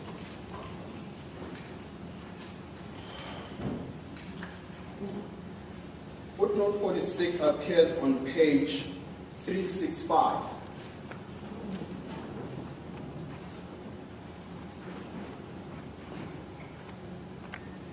Yes, I found that. Now, that footnote is reference to the text that was read by my learned friend earlier. And then one would have expected you find a news article of a sort, you find the actual judgment or anything of a sort. But all it says is personal interview with Spiwe Nyanda. Now, other than that being hearsay for one, the second issue is it must not be put as fact. It must rather be referenced as such. Mr. Rhodes had a personal interview with this guy. This is his version. Give a response to it. Yes, Mr. Oppenheimer? What I'm putting to the witness is that this is in testimony that Mr. Lewis gave, and it's in the book. An argument that can be dealt with as to the underlying sources of that material. And I'm putting 2 cases. But you're putting those cases as factual incidences that has occurred. Yes. And I didn't pick this one up during Mr. Rhodes' testimony that in fact 46, footnote 46 relates to an interview with a person. I think what the objection is, or the point that's been made, let it be put to the witness in its true nature that there is something written in the book that relates to incidences in 2010 and 2014, and those incidences, the source thereof comes from Mr. Nyanda. Now, my attorney refers me to An article in the Lunchbook on 12 April 2010, which is Class on College Spear of the Lemon. What page? That's at page 367 of the book. Yes. But does that relate to the portion you are reading to the witness? Because from what I've seen, the portion which has been footnoted, it's footnote 64. 46, it appears that I didn't see any other footnote, and that's what I was looking at, in fact.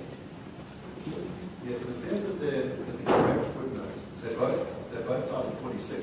Okay. So it's the correct footnote from what I understand is on page 367, so it's that 46, not the 46 that's on page 365. 46 on 360? So 365 has a footnote 46, Yes. which refers to the personal interview. 367 has a 46, which I gather is the correct footnote to reference that incident, which is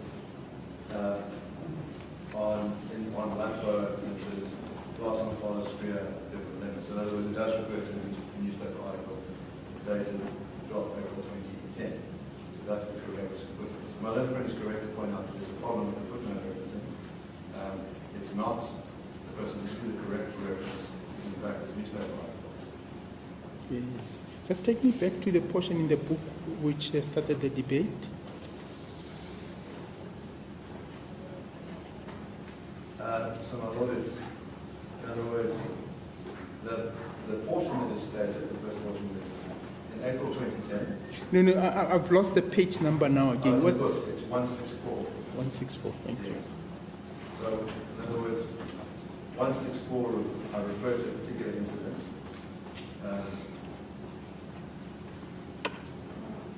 And then I'll correct the other footnote. In other words, the incident is in the footnote 46 and the footnote 47. I think in the interest of time, Mr. Oppenheimer, let's look at the objection that's been raised. The objection is put to the witness what is stated in the book and the source of that which is stated in the book. Because if you state it, when any ordinary reading of this portion, well, I'm not sure whether, because some of us would come with the baggage of being lawyers, you immediately ask yourself, was this in a court? Is this a case that's reported? You see the point I'm making? So if the witness is not aware, he's now going to have to answer unaware as to whether this report, what its source is, in other words. So if you could indicate that this is the source, he'd be able to deal with that in terms of what the source of that information is. I'm Okay. going to read those extracts and then point to the underlying sources. So the first instance says, in April 2010, Leon Kukumura, age 39, was attacked on his farm near Kalman in Gauteng. The attacker screamed the words, "Die, white man, die," reading the language they were attacking Kukumura. The source for that is landbo.com, 12 April 2010, Glass on Flawless Spear of the Lemon. The second one is in June 2014, Knowledge, Powers and Buzz, 28, admitted to murdering 5 white farmers in 3 months between March and June 2014. Quote, "My hate for white people made me do anything." He described his conduct as merely going to work and boasted in the courtroom about the fact that he had 6 murders under his belt. They also had money which he wanted, the judge said, once again proving that murdering had a racist motive, as well as a simultaneous motive to commit robbery, disproving the notion that a farm attacker can only have a single motivation, as was assumed by the committee of inquiry into farm attacks. Now, 47, which means that the judge said, that references an IRL article within the line, 24th of June 2016, and the article is entitled, "My Hate for White People Made Me Do It." Now, you stated earlier that there are no murders of white people. What you say you mean by that is they are just murders. Now, I've given you 2 examples where the contention is that these are racially motivated. When someone says, No, but Mr. Oppenheimer, it's unfair to say to the witness, you said they are just murders. He said there are no farm murders, but there are murders in the country. Because the use of the word just into what he said, it seems to me to, looking for a better word, almost diminishing the importance of the other murders. I didn't hear him to be saying, I'm diminishing all the other murders. He said there are generally murders in the country. In fact, he says this country is a crime scene. yes. Yeah, so I think put it there. Clearly that. First of all, is it your contention that there's a murder problem? Is it your contention that there's a problem with murder? Yes, yes. Now, I've given evidence, well, I'm giving you two examples of cases that are reported of people that were murdered with racial motives on the ground because they were white. Do you accept that it could be a reason to murder someone through racial hatred because someone was white? You see, one, the book you are reading from is badly written and is not peer-reviewed and therefore cannot be used as an authority. Two, in the same book, the discredited book that uses this court to sell itself, said, I've got a Facebook page where I wrote things on my Facebook. It is not disputed yet, my lord, that I've got no Facebook page and therefore I could not have written the things that the book says I've written. So this book has got no authority, none whatsoever. No, but you said you read to me a book. Am I answering that book? Yes. So you bring a book here that is so discredited and written by a non-thinker, and you want me to engage with a person with a brain the size of a peanut. I cannot do that. There is no problem of white people being killed. There is no problem of farmers being killed, my lord. Because if you want to use that in comparison with black people during apartheid, it was a system designed to kill our people. The wars of dispossession, the 1976 June 16 uprising, the riots of the 80s, the system attacked our people and killed them. Now, in this case, there is no system that said, we now are going to kill white people. Well, Mr. Malema, can I just interrupt you? I think let's focus on the question so that we can finish. Yes. I really want to finish this matter by the end of this week because I've got other commitments that I've got to take on next week. And if this end up in a reserve judgment, a reserve apartheid, it's something that I would hate to do. I don't like apartheids. I think the question, maybe if you permit me, Mr. Oppenheimer, Mr. Malema, I think the proposition or the points made to you is that we hear your point about the status of the book. We've noted that. But the point that's been put to you is that in this book, it has been reported that in April 2010, Mr. Kukemu, who, when you read from the book, it suggests that he was a farmer. On June 2014, Knowledge Paulos Mdanzi admitted having murdered a white farmer. So that's the question that now is being asked to you in the context of you having said there are no white farmers being killed. What's your response to that? That's supposed to be a decision by the system that we are going to kill white farmers.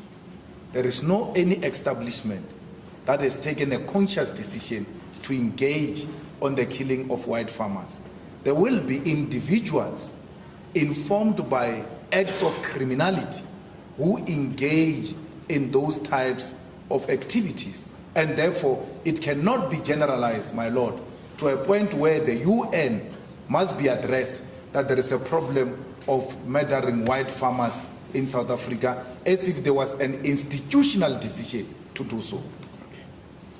Yes, Mr. Oppenheimer. Let me ask you a simple question. It seems like you can have institutional discrimination and you can have individual acts of discrimination. No, it's an individual act of criminality.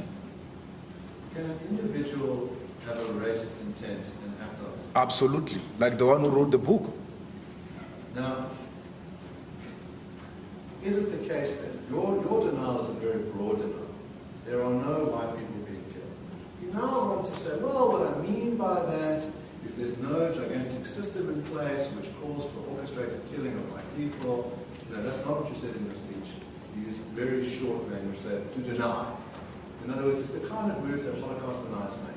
They say, no, I'm going to say there was no Holocaust. When you ask me about it, what I'm going to do is say, well, maybe the numbers are different, and I'm going to moderate it. I'm going to do a Martin Bailey image where I say the outrageous thing, and then when under pressure, I sort of pull it back. That's what you're doing, really.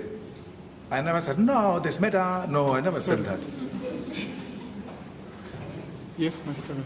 Again, Your Lordship, we refer to this idea of distortion. This question was put to the witness earlier. His response was, you claim a short clip which does not give a context. You claim what you want to play, and you do not allow the video to run so that we have full context. Because the witness says, immediately after saying what you are quoting, I qualified that by saying there's a general criminal problem of murders in general. So the idea that there's no farm murders and there's no white murders is that you seek to isolate out of what is a general problem, which is of murder. And that's the context the witness gave. To now suggest that all he said was that it's misleading. None of that time, that speech was shown in court, a 20-minute speech. The salient portion of the problem is that Mr. Malema issues two denials. So one is he says there are no farm murders and no white people are being murdered. In court, he then says, I'm going to gloss that, I'm going to downplay it, I'm going to say something different. And my point is, that's not what you said to the crowd. So you get to have your cake and eat it. You get to say the outrageous thing to the crowd, and then in front of these cameras, in front of this court, you can present yourself as someone moderate. And that's the game that you're playing. I never said I'm someone moderate. I'm very radical and very militant, and I make no apology about that. And I stand by everything I said. My Lord, let them play you the whole video. I said, and I remember it very well, there is no farm murder, there are no white people being murdered in South Africa, there is a crisis of murder in South Africa. And this thing of elevating the killing of white people as if it's more important than other people who are being killed in the township, it's wrong. Let them play the whole video. And not even the whole video. Just from where they cut it, I take it further there. Because if you check where they cut it, it's not thank you. So he wants to create an impression that I say something else outside and I come here and say something else. I'm saying the same thing consistently from when I was in Congress of South African Students. Everything I say, I said it when I was still young. And I keep on repeating it because they've not been achieved the strategic objective of the revolution. So never create any doubt that I will come here and change. No, play the whole video. You will hear me saying that South Africa has got a problem of murder. Now, you're playing a two game here where you want to say this is elevating the murder of white people to some higher status. But actually what it is that you're doing is downplaying it by saying, well, other people are murdered in other areas. We shouldn't pay any particular attention to this. I'm not downplaying it. Murder is murder. It knows no color. And therefore, all of murder cases must be dealt with as such, whether white or black. That's what your client is seeking to do, to elevate and create an unnecessary panic. My Lord, this is how the AfriForum exists. It creates the state of panic amongst the white minorities and then say we are taking these people head on, donate money. And that's how they make their money. They create unnecessary panic amongst white people. So if you take that clip like that and then you circulate it amongst your constituency and say this is what we want to stop, please donate money. Then they make money like that. They make money out of scaring the white minority, even on matters that are simply explained. This video is an example of such. It can't be played, all of it, because it defeats your racist agenda.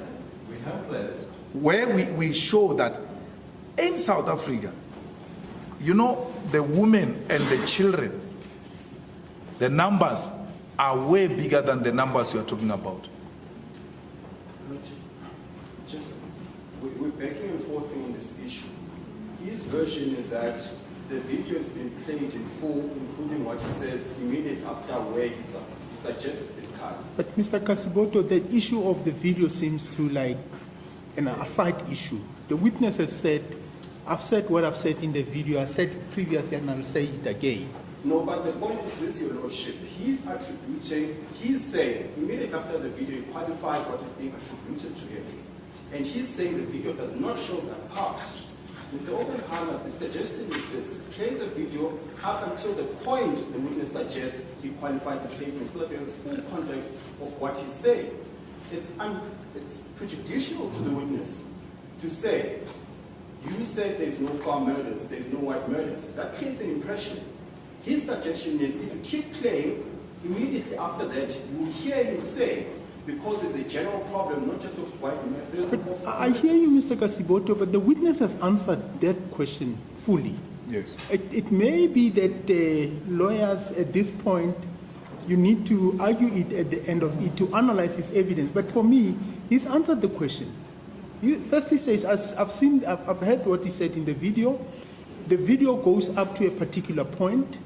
It doesn't deal with everything else. And then he suggests that it be played, the whole thing be played. I'm not sure in the context of where we are in terms of this case, it's necessary, particularly taking into account the overall evidence that's been led by the witness as we are.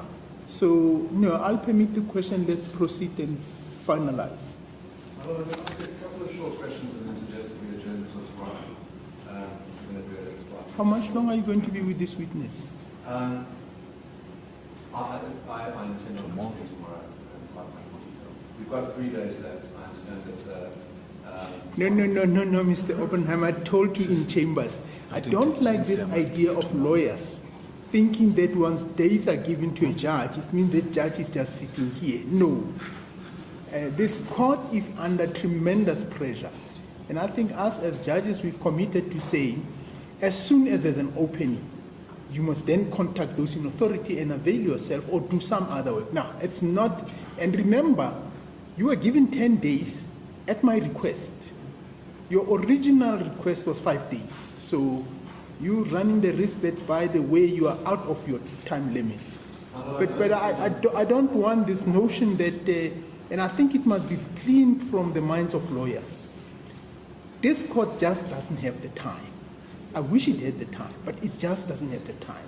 The notion that you are given 5 days, therefore we can proceed on the 5 days, nah, it's wrong. And so if we finish tomorrow, I can assure you, you will see the way the system works now, it will be picked up that Molatlegi is now free and there's something that he needs to do.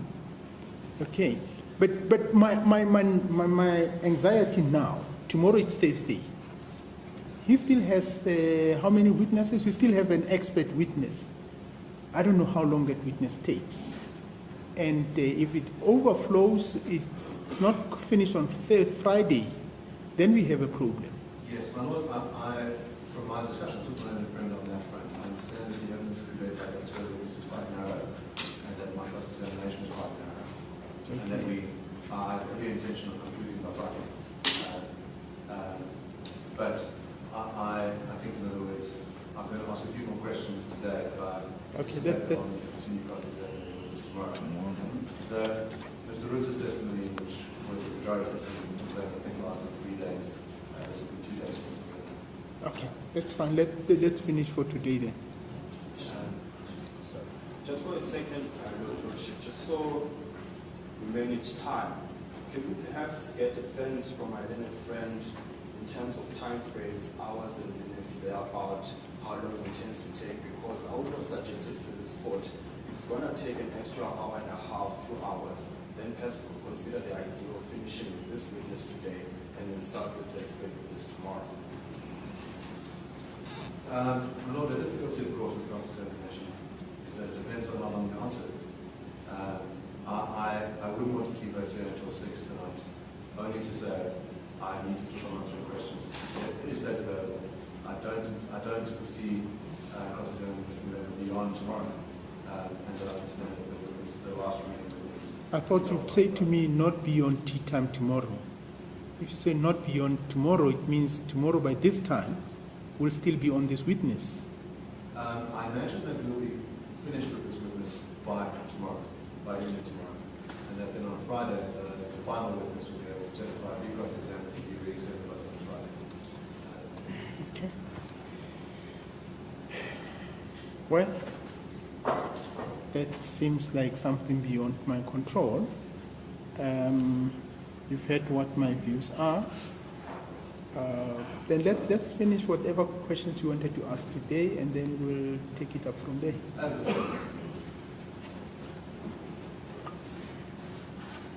Mr. Miller, there's two questions I'd like to ask.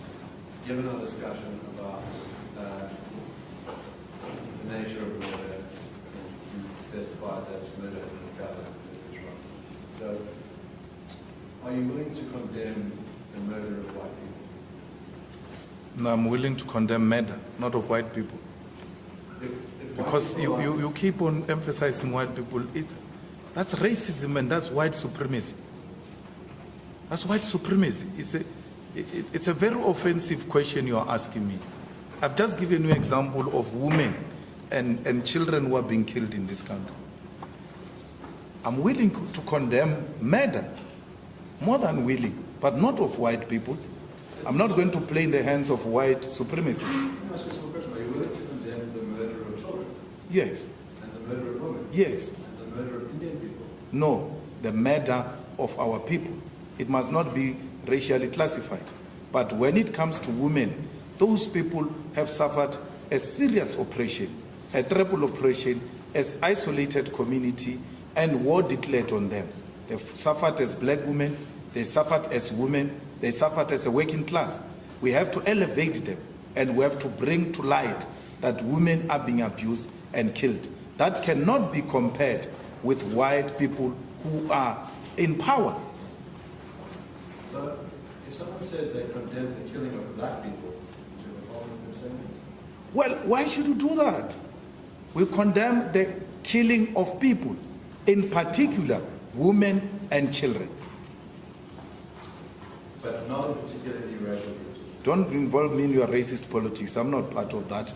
I don't do race politics of wanting to say, no, this race is superior. If he is killed, one person killed in that race is an equivalent of 100 killed in the other race.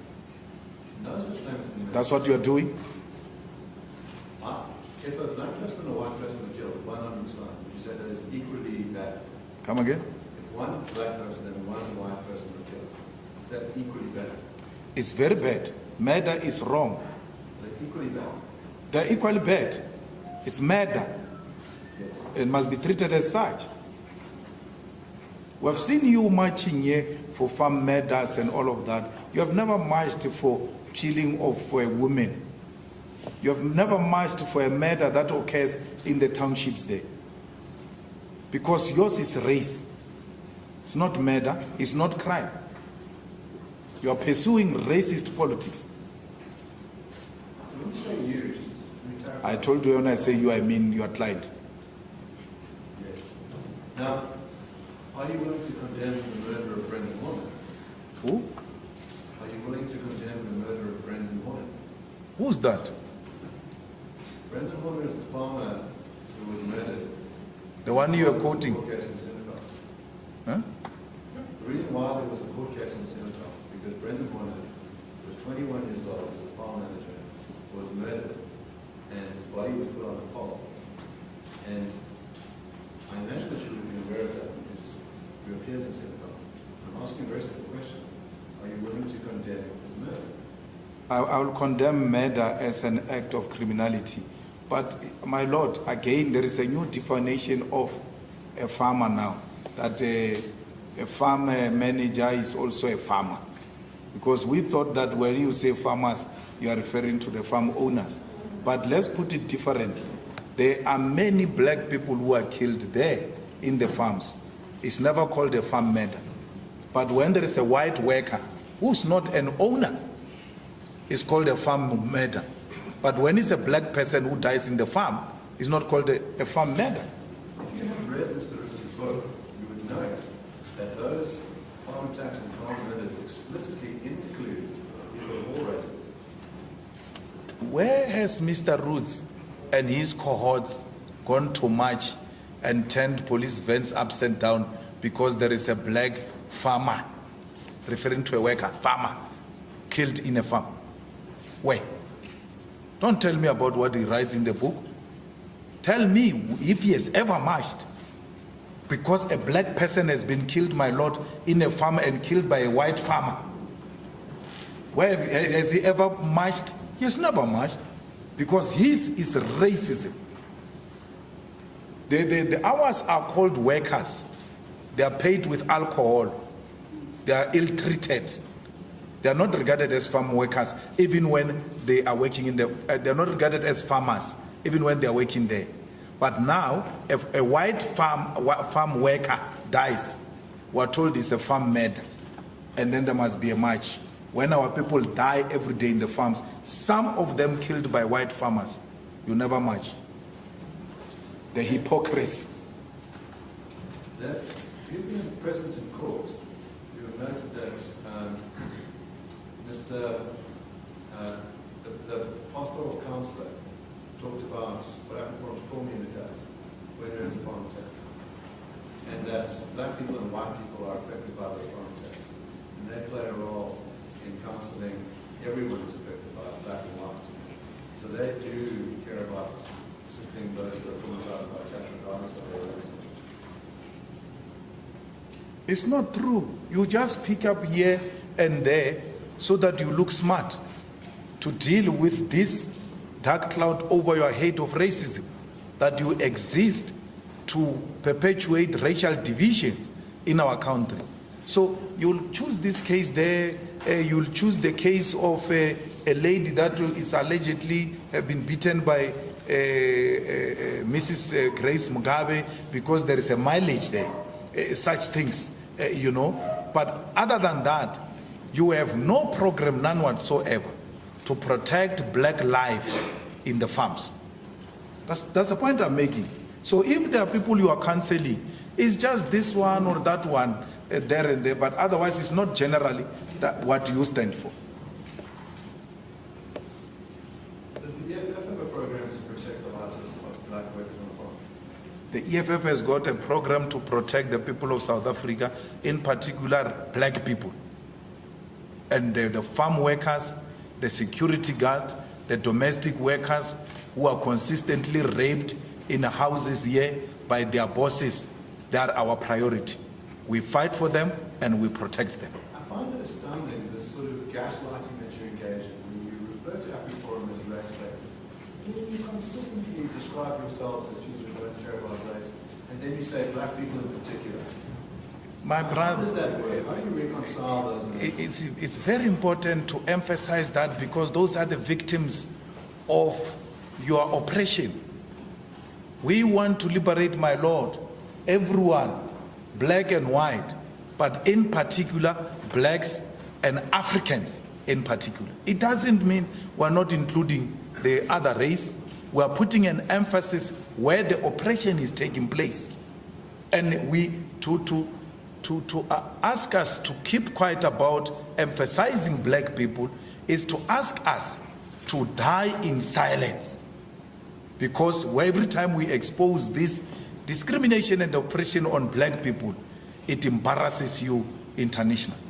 If there was a group that said murder is wrong, but the murder of white people in particular is wrong, wouldn't you describe that as white supremacy? It is, it will be, because it will not be true. It will be factually incorrect. When you put an emphasis, is because majority of that which you condemn is taking place at that level. Mr. Malema, you didn't hear the last part of the question. The last part, the question was a preamble to the question that was posed. He's saying, you saying in particular black people, aren't you a black supremacist? Am I Yes. No, my lord. There is a unrest in South Africa. It takes place more in KwaZulu-Natal in July and Gauteng. And you take a platform and condemn all of violence, particularly the one we have seen in Gauteng and KwaZulu-Natal. You are putting an emphasis where this is happening. So if you are to put emphasis on white people, on what? Because they are the power. On what? You'll put emphasis on them. On what? We want to give our people water, more in particular white people. Where? So in other words, you say we want to provide services to our people, particularly black people. Yes. That's fine. That's where the services are not happening. We give services to all, but in particular to black people found in the rural areas and in the township. It's a matter of emphasis. Yes. And my point to you is that, in other words, if emphasis is made in one direction, it's totally fine. It's made in the other direction, it's racist, it's supremacist. And that strikes me as a contradiction. No, there is no contradiction. There is a general statement for all of us, and then which gets to be particularized because of the victimhood of those that you are putting emphasis on. They remain the victims. Black people remain the victims. Can there be white victims? Where? Is it possible for there to be white victims? Where? In South Africa? No. There can be Not at the current moment. No. The white people are the power. Let's just pause on this for a second. What is the race of the president? Which president? President of South Africa. Ramaphosa Yes. is black. And how many people are in his cabinet? I don't know, 26 or so. Are any of them white? Yeah, How many? very few of them. And the head of the police, what is his race? Black, And of the army. black, And I could keep going on. yeah. The claim that white people are in power, when I've listed all of the levers of political power, and you say that those people are black, that strikes me as out of touch with reality. Then let's go to the real power, not this imaginary power you're talking about. How many companies are owned by black people at the JSE? You can tell me. Two. I gave you answers. I said, when you ask me a question, I said 26 and all. Now you say, I ask you a question, you say, tell me. Your answer is 2. Because you know that if you give the correct answer, it will show the real power. I'm not a witness. The economic power of this country is in the hands of white people. They are in charge. So it's political power. Mr. Malema, just answer him. He's as, Oh, okay, yes. as Oh, he yeah, could yes, typically, yes, he's a yes. Sorry, my representative. lord. Yes. Just tell him. If Oh, I he don't says- ask questions, I answer. Yes, Oh, yeah. yes. Thank you. I'm used to asking questions. So you can tell me if you'd like. Well, the Johannesburg Stock Exchange, 80%, if not 90% of it is white-owned. Those companies are the ones that control the economy of our country. In South Africa, 90% of the people who own the land are white people. And the white people are less than 15% of the population of South Africa.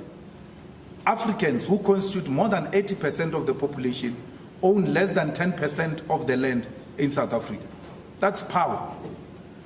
When you get time tonight, please give yourself an opportunity to read the difference between glory and power. Those things you are telling me is glory. It's not power of blue lights. They are managing the affairs of the state on behalf of the ruling class, and the ruling class is white monopoly capital.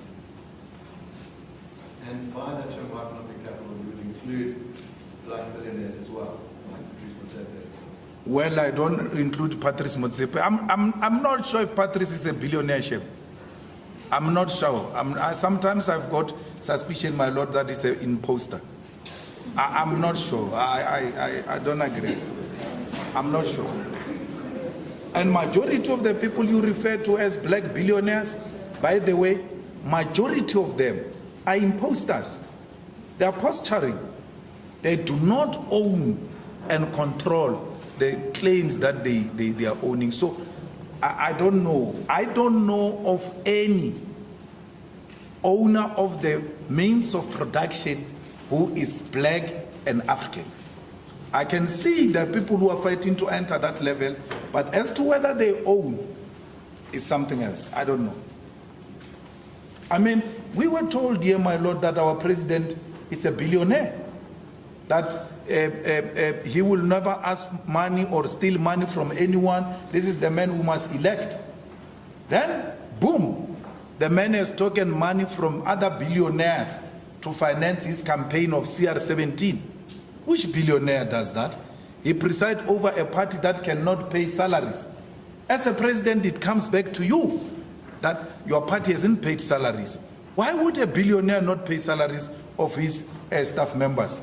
I think he just likes being called a billionaire. Just likes being called a billionaire. But the man doesn't have anything, Shep. They just like being called those things. I don't think they are real. I don't know. I doubt. Well, that might be a objection to adjournment until tomorrow. Okay, thank you very much. Sorry, you want to say something? Sorry, yes, Mr. Kasiboto. Your Lordship, mine is a concluding remark. I'm just very well aware of the constraints we have. Your Lordship will be mine.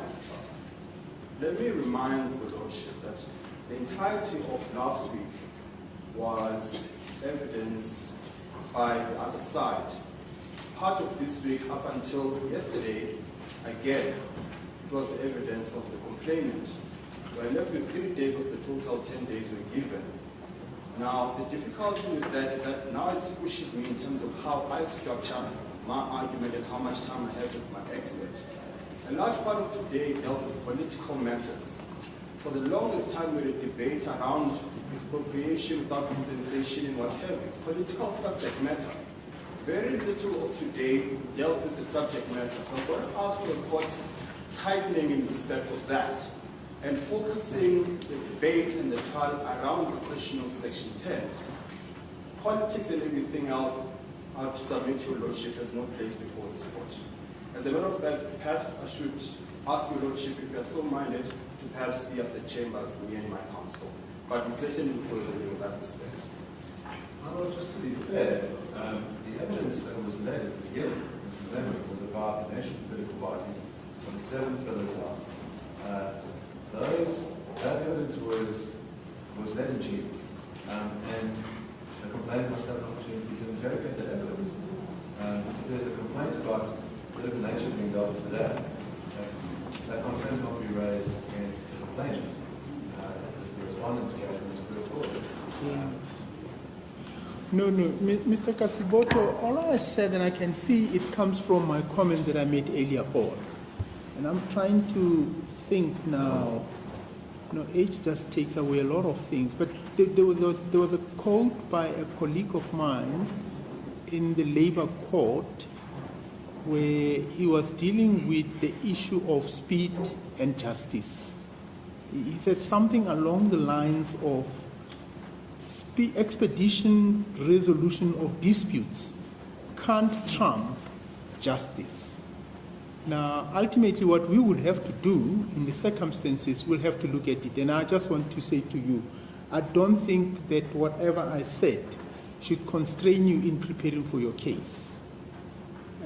If you need more, and I'm not sure, you said to me you'll have 2 witnesses, but if you need your time, we'll have to find that, unfortunately, or fortunately.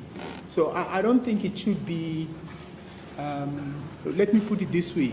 Ultimately, it would be my responsibility to find the time to deal with whatever remains to be dealt with by the end of this week. So I think let's leave it at that, and we'll take it up from there. Mr. Malema, we're going to adjourn for today. You are still under oath, if I may remind you, and that you can't discuss this case with any person without prior permission of the court. Thank you very much. The court shall adjourn.